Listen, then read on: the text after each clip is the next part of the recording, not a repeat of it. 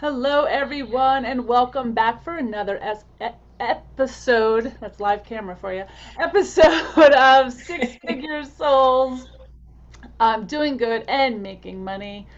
I am Camille Miller, the founder of the Natural Life Business Partnership, a soul-centered network I'm really messing up today for a network, a global network for soul-centered entrepreneurs that create community together. I am doing another episode today, and I'm really excited to bring to the table Denise Saracco-Zoppi, author, medicine woman, and licensed massage therapist. Thank you, Denise, for being with us today. Great. Thank you so much, Camille. I'm honored to be here. Thank you. Thank you. I know you wanted to start by holding some sacred space for us for creating. Absolutely. Yeah, thanks for being open for that. Absolutely. Yeah. So I just want to kind of bring in, the medicine to be with us today. So we welcome you, sacred ones, medicine ones, elders, ancestors of love, from the east, the wind, from the south, the fire, from the west, the water, and the north, the earth. From down below, the rooted nations, the crystal people, the animal nations, Mother Earth, and up above, the angels and archangels, Buddhas and bodhisattvas, celestial beings, Father Sky. And we welcome you, Great Spirit, the sacred, our higher power, here in the sacred center, to please come and bring your medicine, your healing, your love, your insight. We welcome you. Aho. Thank you. Thank Thank you you. very much. That was beautiful. Thank you. So let's open up by telling us or our viewers a little bit about yourself, but let's define medicine woman for those people that might not have heard of it, aren't sure what it is, that might be Mhm. listening today. So I'm Denise Saracco-Zoppi, owner and founder of INI Healing Arts Center here in Newton, New Jersey. We are located here in Newton, but we see clients pretty much all over the United States and also abroad as well. And we do that via Zoom, phone calls, etc. Okay. So we make use of good technology. Yeah.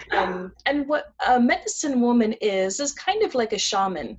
It's just a different word for shaman. I don't necessarily resonate with the word shaman. It's Okay. taken from the Tungus people from Siberia. That's what they called their medicine people.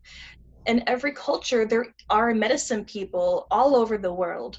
And the word shaman is just what the Tungus people, like I said, in Siberia, that's what they use to I call like it. their shaman. There's all kinds of words like the curanderos in Central South America. There are the monks, in the Tibetan culture. There are the Druids in Celtic culture. There's the medicine and holy people here in Native America, Native North America, I should say. Right. So I feel called to the word medicine woman. I love it. I Thank love you. it. So, tell us a little bit about your backstory that brought you to being a medicine woman. Sure, no problem. So I've been called by the spirit since the age of 2. I had grand mal seizures when I was really, really young. And I didn't know it at the time. I grew up in a very traditional family, and I still love them. They're still a big part of my life, and I bring some of those core values and traditions into my spiritual walk and business. Um, but it's actually one of the 3 common ways that you're called to be shaman this lifetime. There's a couple caveats. You can't have like an actual condition. It has to be like a only spiritual reason. You have to cross over. You have to connect with your guides. You have to receive insight or healing for yourself, bring it back to yourself, and then share it with the world. So I fall into that category. I didn't know it until I was in my 20s. And it began really after a lot of depression and severe anxiety. I wasn't living my truth. I was doing what mom and dad and society tells you to do, is to go out there to corporate America and find a job and excel and work your way up the ladder. But it wasn't for me. And I suffered. a lot. Did you always have this knowing of a spiritual sense? I have, Okay. yes. Yeah, when I was 2, I had my first seizure. I was taught how to switch consciousness without the use of a sonic device like a drum or a rattle, which is traditionally used, but I was 2, and it was just a download, the human brain wasn't able to process it. I was Right. able to munch on that when I was more 6 or 7, and I've been connecting with the spirit world ever since then. I would journey, gosh, like 3-4 hours 3-4 times a week when I was very little, all the way up until like I was a teenager, and I didn't know what I was doing. I called it night dreaming because I was daydreaming, but at nighttime, because I would do it in the evening. Okay. Yeah, I didn't know what it was called. It was actually called journeying, and I found out that later in life. But yes, I've been doing that literally my whole life. I just want to question, is Yeah. that the same as when people say they take like a celestial journey? Like a walk, a celestial walk, I think I hear it. Is that the same thing or no? It's, yeah, sure, it's similar. Same idea? It's accessing the unseen worlds. That's Okay. really what it is. Whether you're going up into the stars, down into the earth, or somewhere in between, it doesn't matter where you go. But it is accessing the unseen worlds and the unseen beings in those worlds. And are you dreaming in a dream state or are you in a conscious state? You're Or in conscious. between? Yeah, Okay. in shamanism we call it, or actually in I think it's Kemetic culture and ancient Egyptian culture, it's called soul flight. It's where the the soul, is leaving the body, kind of like an out of body experience, Yeah. and going into a different realm beyond the boundaries that our physical bodies can go. Yeah. Love that. Okay. Mm. So you said, and then as a teenager, you can carry on. You said as a Oh, okay. teenager, you knew, sorry. I That's just wanted okay. to jump in because it asked my question. Thank Go you. ahead. Thank you. Yeah, so as a teenager, I didn't know what I was doing. Again, I grew up very traditional. I went to church, I still carry those Christian roots and values. I didn't know what I was doing, so I thought it was very childish. So I actually put it away when I was about 16 or 17 because I thought it was very childish to do. Yeah. And that's really when the anxiety, depression really kicked in. And to say I was off my path would be an understatement. It really tripped off a great deal of suffering, to the point where I wanted to quite literally end my life. And I don't say that lightly. It was very painful. And it was through a great deal of awakening and my shamanic illness that really helped to launch me into where I am today, which was first healing myself and then empowering others so that they too, I'm sure there's a lot of people who can relate to, my story. Yeah. And it's important that people like me step up to be seen and heard, to help those who are suffering and they don't know. So Absolutely. that was the journey that I took, and that's what has happened ever since. Yeah. You mentioned your shamanic illness. Mm-hmm. You want to touch on that a little bit Sure. um, for the people that are listening that may be feeling that, maybe going through that, so they Sure. might understand what it is. Because I really do believe, and I'm sure you do too, that the people that see the episodes that they see are exactly the people that need to be watching them. I completely You know? agree. Yeah. So shamanic illness is okay, you think that you're a shaman or you are walking a pseudo shaman path, but this is really going to push you to either answer the call or stay sick. Okay, so a shamanic illness will come in. They call it a shamanic illness because it doesn't have a root in the physical body. Although you're having physical body symptoms, emotional, mental symptoms, there's nothing wrong with you that Western medicine can diagnose. And that ended up, I fell into that category. So I went to every doctor, just like I did when I was having seizures when I was 2. I was a pincushion. I went through everything through Western medicine. Thankfully, knock on wood, everything came back normal. So there was nothing physically wrong with me. And I was actually out on disability from my full-time work because I couldn't lift my head up off the pillow in the morning. That's how bad it got. I was having all kinds of psychosomatic symptoms that were manifesting in the body, creating a lot of dizziness and imbalance because I was I felt like I was walking on clouds Okay. all the time. I was deeply, and that's just being ungrounded. But when you start adding some of these other symptoms, like severe sensitivity suddenly to light, and all this happened after the last seizure I had. I was 20, and it was a grand mal seizure, and I went up. I distinctly remember where I went. The trees were pink. It was beautiful. All my guides were there, angels. It was the most beautiful, loving, peaceful, light-filled place I've ever really, it's nothing that you can compare to here on the earth. Okay. And they told me I had a lot of important things to do. I didn't want to leave. They're like, you have to go back. You have to go back. I'm like, no, please don't send me back there. There's so much suffering. I'm not happy there. I'd rather stay here with you guys. So I begged, and boom, there I was back in my body. And just the density of the earth and feeling the stark difference between where I just was and where my soul was now back in the physical earth realm, night and day. And I'm like, ugh, I'm back here. So, and then I got really sick. That's when the illness started coming into place, was because I'm here to do, I'm here to serve, I'm here to light the way, and I wasn't doing it. So I could either stay stuck in that trauma and in that misalignment, or I could move forward. So clearly, you know what I chose. In those moments, though, did you know it was shamanic illness? No. You wouldn't have known, right? Because I think a No. lot of people have this same story, although I think their illness is probably different. But it's something, I hear it all the time. Like, Western medicine couldn't help me. Right. And I had to go find, and usually whatever they found is now their business. That's correct. Absolutely, Camille. Same, right? It's so story all the similar. time. Okay. It's just a different path. Some people turn to yoga, some people turn to Wicca, some people turn to all kinds of things. It's all the same, right? They have to find healing. In this culture, we tend to go to Western medicine first. When they fail us, then we become, I don't want to say desperate, but I want to say, I'm sorry? Open to possibilities. Yeah, open to the other stuff. Yep. Exactly. So then we start going down that path. We end up finding what we're here to do. And absolutely, then we're like, okay, this is what's real. This is the medicine. This is what I need to help other people find for those who are feeling called. Wow, that's a beautiful story. Thank you. So after you went through this metamorphosis, really, right? Yeah. Metamorphosis. Yeah.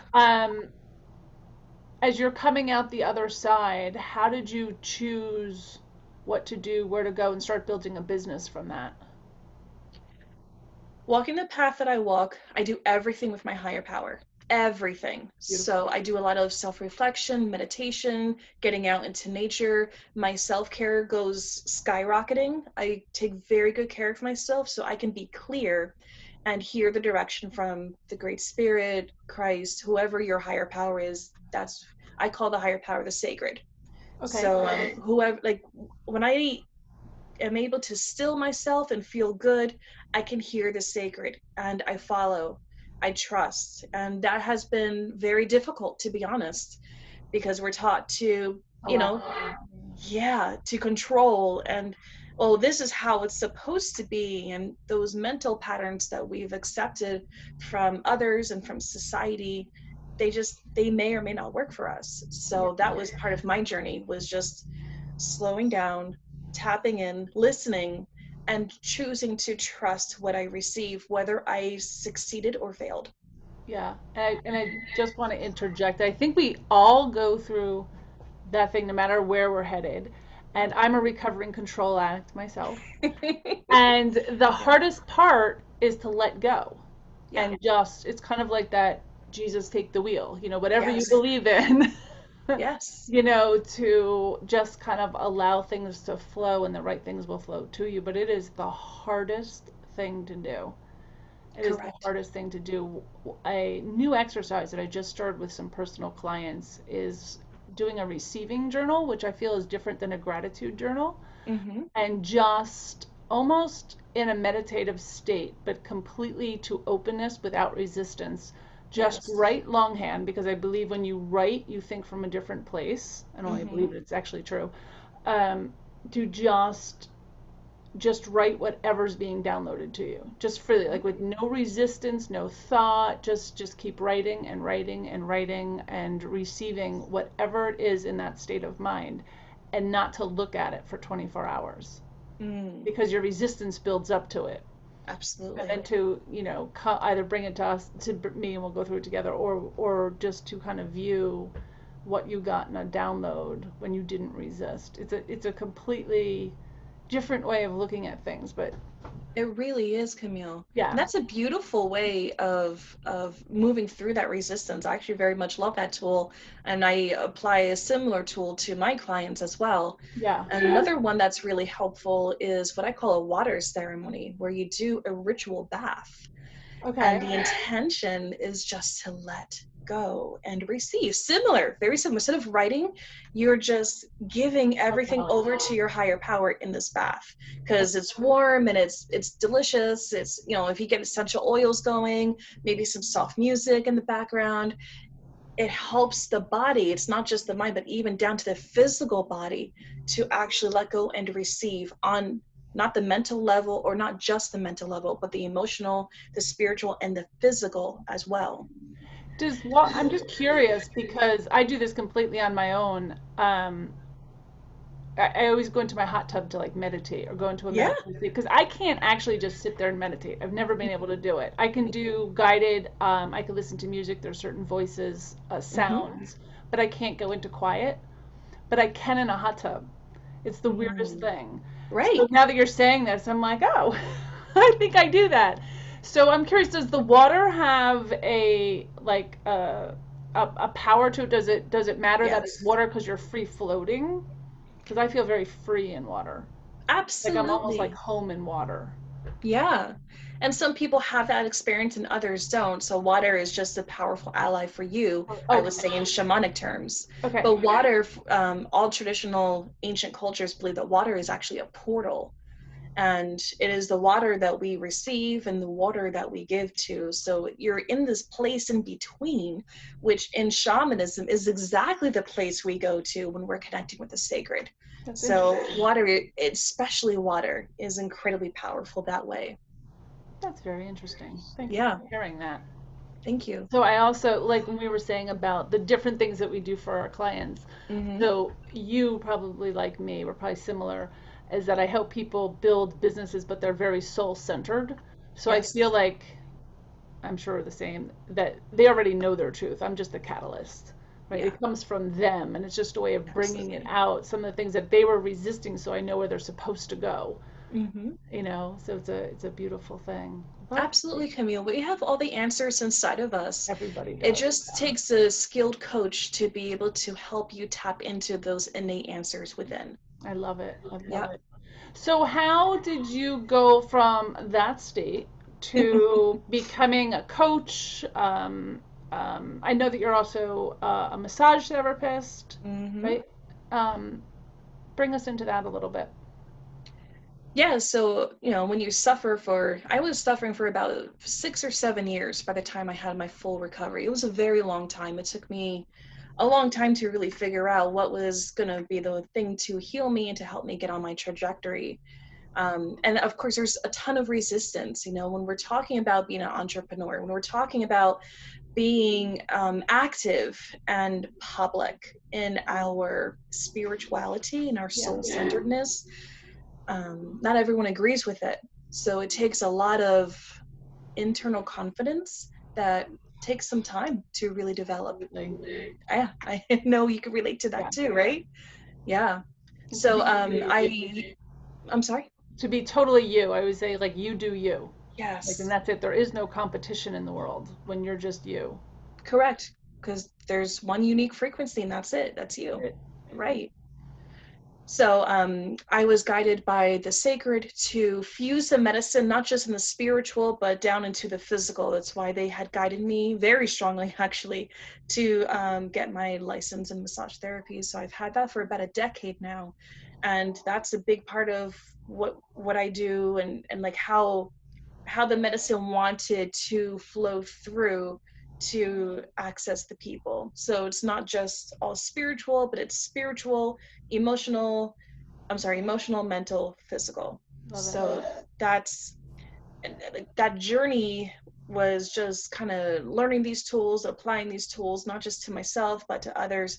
And slowly but surely, my practice began to grow and grow and grow. I've also been teaching people how to, basically the way the shaman and these shamanic healing tools, because, you know, they helped me. Why wouldn't they help other people? So 10, 15, well, I've had my practice for 15 years. Wow. I've been doing the teaching and the massage for 10. But over the past 15 years, I've watched like thousands of people who've walked through my doors and laid on my table and have completed the training programs. I've watched them have miracles. And I don't use that word lightly. Like I've watched the sacred come in. I've watched them take the hand of the sacred and make a miracle out of themselves and their lives. And I've watched it for 15 years, for them, for me, for my husband, literally for our dog. Like everything in our life has taken on like this like magical thing. And like it has just been truly the honor of my life to witness this. So So that's what my journey looked like. I love that. So Thank who do you. you align yourself with? Because I'm a big believer in your community, the people that surround you. Because so many times as people are taking this journey, I don't know if you did it. There's people that don't see it the way you see it. You Yeah. know, that are you get the resistance, and I always say, you know, your current friends and family usually are not on your side. Like if you're just having this awakening or Mhm. feeling this pull or purpose, Yeah, um, family and friends are usually not your allies. I would Right, agree and with that. it's really about finding people that are aligned with you Yes. or listening to someone. Because I know, like, I'm probably in a different place now, but I started with like Abraham Hicks Hmm. and reading books and books and books about Yeah. like, oh my gosh, that was me. Oh my gosh, to a place of pure confidence, which took a while. Even with the community, I was looking for people like me because I couldn't find them. Right. So I created it. So who do you align yourself with to stay on that higher frequency? Are there people that you follow, books you read? Um, to Curious. be honest, Camille, everything for me is just me in spirit. Like Okay. that's who I follow. I follow the sacred. Okay. And what I do, because I didn't have that community for myself, so what my husband and I have done is we've created a community here. That's, you know, people who come who want to learn and explore their spiritual gifts, those who are ready to awaken themselves and be aligned, like you said, Camille, with people who are on the similar path. Yeah. That's why we have the tribes. And we have the shaman tribes, we have the psychic development tribes, and any class that you take here, you are inside of a tribe for the very reason that you just mentioned, Camille. It is important to have people who are like-minded to support you because of, like you said, it's not usually close friends and family at the beginning. Yeah, absolutely. Yeah. When we used to, we don't any longer, but we used to have in-person meetings when we actually started, and we literally would have people show up and oh, it's almost like a coming out. Like I Yeah. haven't told my family yet, or I'm seeing this, or I don't know what this is. And thankfully, we had people that could support them and help them along their journey. But I never saw that happening. Hmm. That like people hid it so much, like it was a Yes. pain in their side. So tell us a little bit about you do retreats now. Is that correct? Like when you talk about these tribes, are they classes? Are they retreats? Are they communities? They're In everything. case people want some training. Okay. Yeah, so they are we call it a program. We call it a Okay. shamanic mentorship program. That's one of them, and then we also have the Beyond the Veil program, which is the psychic development program.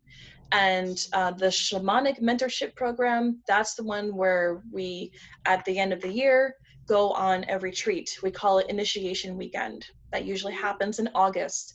And that's where they take everything that they've learned for the past year, they apply it, and then they take the next big step forward in trusting themselves and their alliance with their spirit guides. And there's a lot of ceremony that weekend. It's incredibly deep. It is just so powerful and transformative. That happens every year. And the shaman program is a 3-year program. Years 1 and 2 are just to give you the basics, and then we have the third year as the advanced. Gotcha. Wow, I didn't realize that. Yeah. Very nice. And psychic development, you have that program as well? Correct. I Yeah, want to say a we. few words because I get so many calls on Mhm. where to go. So I'd kind of like to hear it too. Yeah, absolutely. That's one of our highest touch programs. Okay. This is very individualized inside of a tribe. So Okay. this is where people come and we give them a sampling of all the different modalities inside of psychic development, from medical intuition to crossing over spirits to mediumship to aura reading to chakras to reading someone's energy. There's all kinds of topics, including lunar and solar cycles, how to work within them, working with the spirits of nature, all in a very shamanic context. So my husband and I, we lead these programs. We just closed the first program because we got all the students that we could handle inside of it. But we might be opening one up in the near future. So what that looks like is people, they have gifts, they just don't know what they are, they don't know where their specialties are, they want to awaken them, they want to utilize them, Yeah, perhaps even make a business out of it. We support that. I love Right. that. So what we do is they come, we show them or we teach them about these psychic development tools and modalities, and then we go out and practically apply them. We take little class trips and we go to the local community and we put them into practice. Oh my gosh, I love that. Yep. I will Yep. definitely keep that in mind. I can't tell you how many people turn to me, have calls, or during while we're creating businesses, something else develops. And I see Absolutely. it happen all the time because as soon as you open that portal, It more floods back flows in. to you. Right? Yeah. Absolutely. So I can tell that you have all this passion and love for your work. It Thank shows in every word that you utter. It's just beautiful. What do you see next for you in your business? The next step for us is we wish to be of better service to our community. That Okay. means we need to get a bigger space. So we are currently looking at a big Victorian house with upstairs for the bedrooms for all the services, individual services, not just me, but other people. We all have gifts. I want to help support people in honoring and applying those gifts. Okay. And then the downstairs, again, other people, they have retail.